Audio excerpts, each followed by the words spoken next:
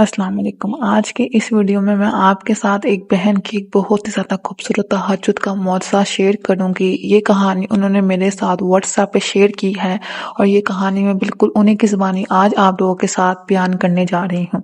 वो लिखती हैं, मैं एक आम सी लड़की थी जिसकी ज़िंदगी बाहर से बिल्कुल नॉर्मल लगती थी। वालिदैन सरकारी मुलाजमत से रिटायर्ड थे, घर का माहौल भी ठीक था और मैं खुद एक प्राइवेट कंपनी में मुलाजमत कर रही थी। लेकिन अंदर से एक अजीब सी बेचैनी हमेशा मुझे घेरे रखती थी। मुझे लगता था मेरी ज़िंदगी में कोई बड़ा खुला है जिसकी मुझे समझ नहीं आ पा रही। वक्त गुजरता गया, यहाँ तक कि हालात अचानक बिगड़ने लगे। मेरी कंपनी का शदीद माली खसारा हुआ और वो बंद हो गई। चंद हफ्तों में मुझे बेरोजगार होना पड़ा। ये पहला झटका था। दूसरा झटका ये था कि अब्बा की सेहत बिगड़ने लगी। डॉक्टर्स ने बताया कि उनके दिल की हालत ठीक नहीं और फौरी तौर पर एक पेचीदा सर्जरी करवाने की ज़रूरत है। मैंने बचत के पैसे अब्बा के इलाज पर लगाए, मगर ये रकम बहुत कम थी। मेरे वालिदा ने जेवरात बेचे, रिश्तेदारों से उधार लिया, लेकिन फिर भी मतलूबा रकम पूरी ना हो सकी।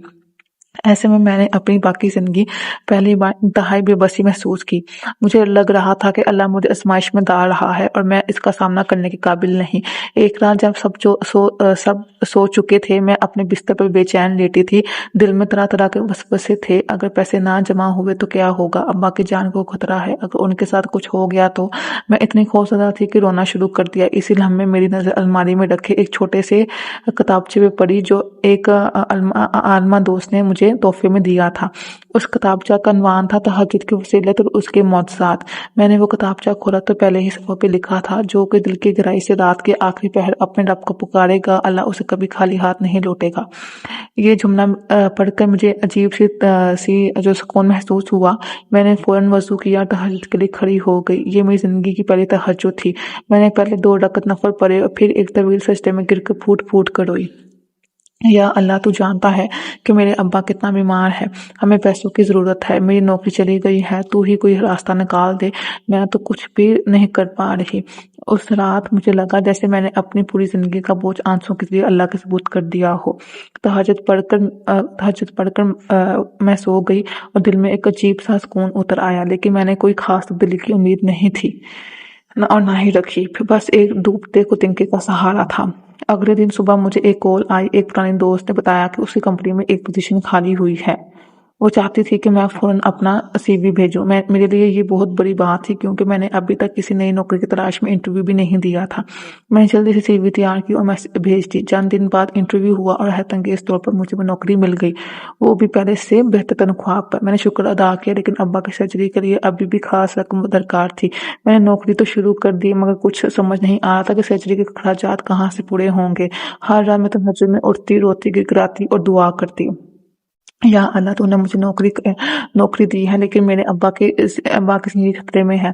हमारे पास वक्त कम है, तू कोई रास्ता पैदा कर दे।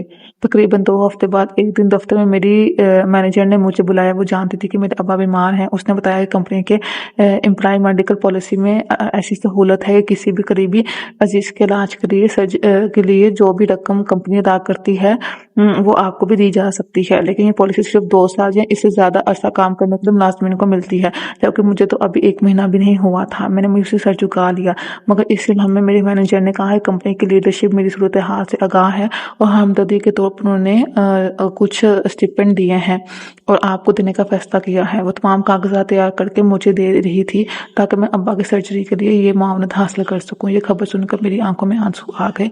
मुझे यकीन नहीं आ रहा था कि ऐसी बड़ी कंपनी मेरे लिए इतनी बड़ी रियायत करेगी।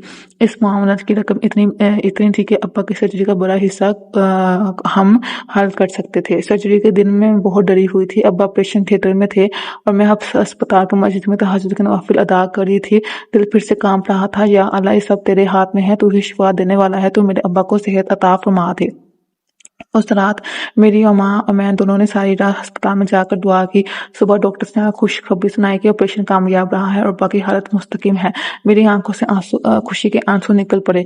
मैंने इसी लम्हे सोचा कि सब कुछ एक मौजज़ा नहीं है तो और क्या है। चंद हफ्ते पहले तक मेरे पास नौकरी नहीं थी, पैसे नहीं थे और अब्बा की जिंदगी खतरे में थी, और आज हम एक रोशन सुबह देख रहे हैं। मैंने तहज्जुद में क्या मांगा, मुझे क्या मिला। ये हकीकत मुझे अब समझ आ रही थी कि जो नौकरी मेरे हाथ से चली गई, अब्बा की सेहत बिगड़ गई और پھر ابا کی جو سرجری تھی وہ کامیاب ہو گئی. وہ سب کیسے ہوا؟ صرف تہجد کی وجہ سے کہ چاہے بہت ایک کم عرصے میں تہجد پڑھی لیکن اللہ تعالیٰ نے دعا قبول کر لی. اس کا پیچھے مقصد یہ تھا کہ میں نے اتنی لگن، اتنے جوش، اتنے رو کے، اتنے ایسے دعا کی کہ شاید میرا کوئی دوست ہی نہیں ہے اللہ کے علاوہ، اللہ کے علاوہ کوئی ایسا نہیں ہے جو میری مدد کر سکے. شاید وہ میرا جو ایک طاقت تھی دعا میں وہ اتنی زیادہ، اتنی شدید تھی، اتنی محبت تھی اور اتنی پرجوشی سے تھی کہ اللہ تعالیٰ نے میری دعا قبول کر لی. اور تہجد کے سجدے میں واقعی بہت طاقت ہے. میں بس یہی کہوں گی کہ ہر اس بہن کو، ہر اس بھائی کو جن کو اپنی زندگی میں کوئی بھی مسئلہ ہے، بس تہجد پڑھو، کسی سے کوئی بھی دعا، کسی سے کوئی بھی فریاد نہ کرو، ہاتھ نہ پھیلاؤ، بس اللہ تعالیٰ کے آگے اپنے ہاتھ پھیلاؤ. ماشاءاللہ ایک بہت ہی زیادہ خوبصورت کہانی ایک بہن کی جو میں نے آپ لوگوں کے ساتھ شیئر کی. اگر آپ کو یہ کہانی اچھی لگی ہو، یہ ویڈیو اچھی لگی ہو تو ویڈیو کو لائک ضرور کریے گا، کمنٹ بھی ضرور کریے گا. مزید اس طرح کے تہجد کے، جو ابراہیم کے، سورہ رحمان کے، سورہ بقرہ کے اور سورہ یوسف کے معجزات جاننے کے لیے اس چینل کو سبسکرائب کر لیں. جزاک اللہ خیر.